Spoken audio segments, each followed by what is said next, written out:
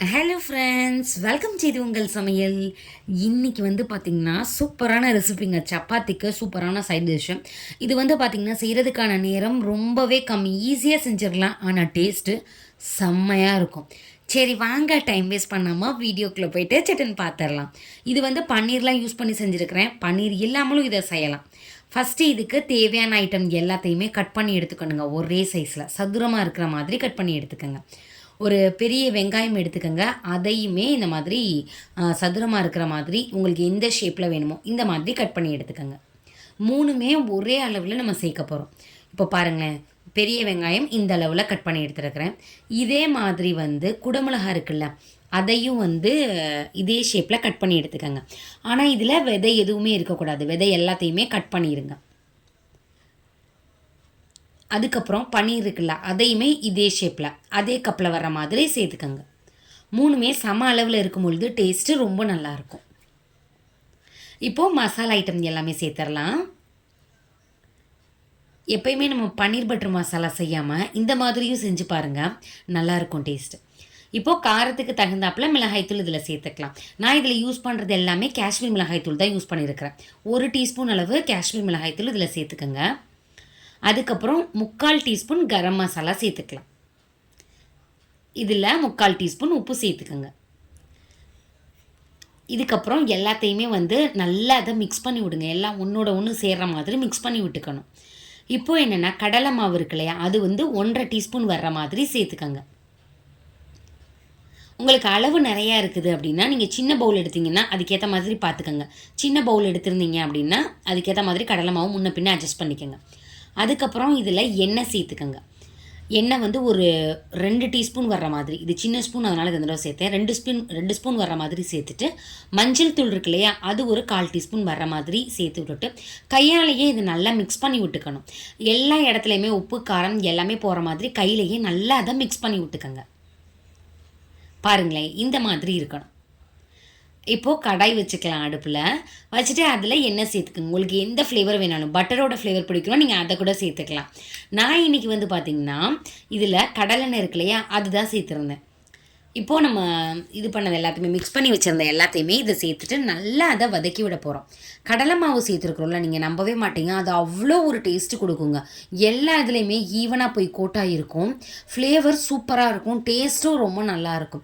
இதை நல்லா வதக்கி விடணும். உங்களுக்கு பார்க்கும் பொழுதே தெரியும், கலர் லைட்டாக சேஞ்ச் ஆகிருக்கும். அந்த ஸ்டேஜ் வர்ற வரைக்கும் நல்லா நீங்கள் இதை வதக்கி விட்டுட்டே இருக்கணும். இதுக்காக ப்ரௌன் கலர்லலாம் மாறாது. ஓரளவுக்கு மேலே இருக்கிற கோட்டு வெந்த மாதிரி இருக்கும். நம்ம சேர்த்த மசாலா பச்சை வாசனை போகிற மாதிரி இருக்கும். அதுதான் பக்குவம். இப்போது நல்லா அது உடஞ்சிடக்கூடாது. உடைஞ்சிடாத அளவு நல்லா மிக்ஸ் பண்ணி விடணும். சப்போஸ் உங்கள்கிட்ட பன்னீர் இல்லைன்னா நீங்கள் அதை மட்டும் அவாய்ட் பண்ணிவிட்டு கூட செஞ்சு பாருங்கள்.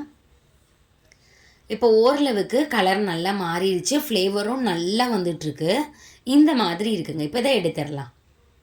மறுபடியும் கொஞ்சமாக எண்ணெய் சேர்த்துக்கோங்க. எண்ணெய் இருந்ததுன்னா அதுலேயே சீரகம் இருக்கு இல்லையா, 1 டீஸ்பூன் சேர்த்துட்டு நல்லா அதை வதக்கி விடுங்க. இதுக்கு வேறு எந்த இதுவும் சேர்க்க போகிறதில்ல, சீரகம் மட்டுமே போதும். அதே மாதிரி பெரிய வெங்காயம், ஒரே ஒரு பெரிய வெங்காயத்தை குட்டி குட்டியாக கட் பண்ணி இப்போயும் சேர்த்துக்கலாம். நம்ம ஏற்கனவேவும் சேர்த்துருந்தோம் இல்லையா பன்னீர் கூட, இப்போயும் இதை சின்ன சின்னதாக கட் பண்ணிக்கணும். தக்காளி, ஒரே ஒரு சின்ன தக்காளியையும் சேர்த்துக்கோங்க. நல்லா இதையுமே வதக்கி விடுங்க. இப்போது இதில் மசாலா ஐட்டம் சேர்த்துடலாம். என்ன தான் நம்ம பன்னீர் கூட சேர்த்தாலும் இப்போயும் சேர்த்தா தான் டேஸ்ட்டு ரொம்பவே நல்லாயிருக்கும். உப்பு ஒரு 1/2 டீஸ்பூன் சேர்த்துக்கங்க போதும். இல்லை அதிகமாயிரும்னு நினச்சிங்கன்னா நீங்கள் ஃபைனலாக கூட சேர்த்துக்கலாம். 1/2 டீஸ்பூன் காஷ்மீர் மிளகாய்த்தூளும் சேர்த்துக்கலாம். இது காரம் அதிகமாக இருக்கக்கூடாதுங்க, கலர்ஃபுல்லாக இருக்கணும், காரம் கம்மியாக இருக்கணும். அப்போ தான் டேஸ்ட்டு ரொம்பவே நல்லாயிருக்கும். இப்போ நல்லா அதை மிக்ஸ் பண்ணி விட்டுக்கோங்க. உங்களுக்கு அடி பிடிக்கிற மாதிரி இருந்துச்சுன்னா கொஞ்சமாக தண்ணி மட்டும் சேர்த்துக்கோங்க. கரம் மசாலா 1/2 டீஸ்பூன் சேர்த்தாச்சு. அடுப்பை லோ ஃப்ளேம் பண்ணிக்கணுங்க.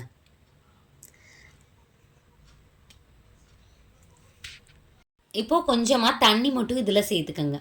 நான் மசாலா மிக்ஸ் பண்ணதுலேயே கொஞ்சம் தண்ணி சேர்த்தனால கலர்ஃபுல்லாக இருந்தது. தண்ணி சேர்த்துட்டு பச்சை வாசனை போகிற அளவு நல்லா அதை மிக்ஸ் பண்ணி விடுங்க.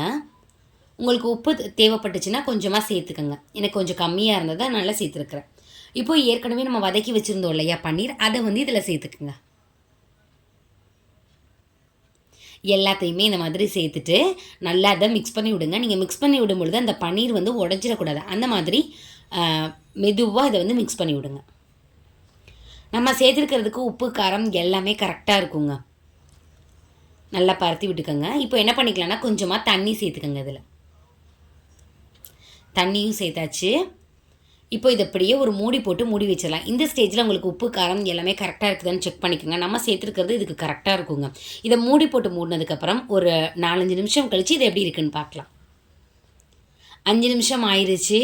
அவ்வளோ ஒரு சூப்பரான ஃப்ளேவருங்க. பார்க்குறதுக்கு ரொம்ப சிம்பிளாக இருக்கும், ஆனால் டேஸ்ட்டு ரொம்ப டிஃப்ரெண்ட்டாக சூப்பராக இருக்கும். கசூரி மேத்தி மட்டும் லைட்டாக மேலாப்பில் இந்த மாதிரி கையில் இது பண்ணிவிட்டு போட்டிங்கன்னா அவ்வளோ ஒரு மணமாக டேஸ்ட்டு செம்மையாக இருக்கும். உங்களுக்கு ஸ்வீட்னஸ் பிடிச்சிச்சின்னா ஒரு 1/2 டீஸ்பூன் மட்டும் நாட்டு சர்க்கரை இதில் சேர்த்துக்கோங்க. அவ்வளோ சூப்பராக இருக்கும் சப்பாத்திக்கும் பூரிக்கும். இது ஒரு நல்ல சைட் டிஷ். செய்கிறதுக்கான நேரம் ரொம்பவே கம்மி, ஊற வைக்கிறதுக்கான தேவையில்லை. எடுத்து டக்கு டக்குன்னு மிக்ஸ் பண்ணிவிட்டு வெங்காயம் தக்காளி போட்டு இதையும் சேர்த்துட்டோன்னா அவ்வளோ சூப்பராக இருக்கும். கண்டிப்பாக ட்ரை பண்ணி பாருங்கள். நீங்கள் ட்ரை பண்ணி பார்த்தீங்கன்னா உங்களுக்கே ரொம்ப பிடிக்கும், அடிக்கடி செய்வீங்க. ஓகே ஃப்ரெண்ட்ஸ், இது செஞ்சு பார்த்துட்டு எப்படி இருந்துச்சுன்னு கமெண்ட் பண்ணுங்கள். இதே மாதிரி நிறைய இன்ட்ரெஸ்டிங்கான வீடியோவில் பார்க்கலாம். தேங்க்யூ, பாய்.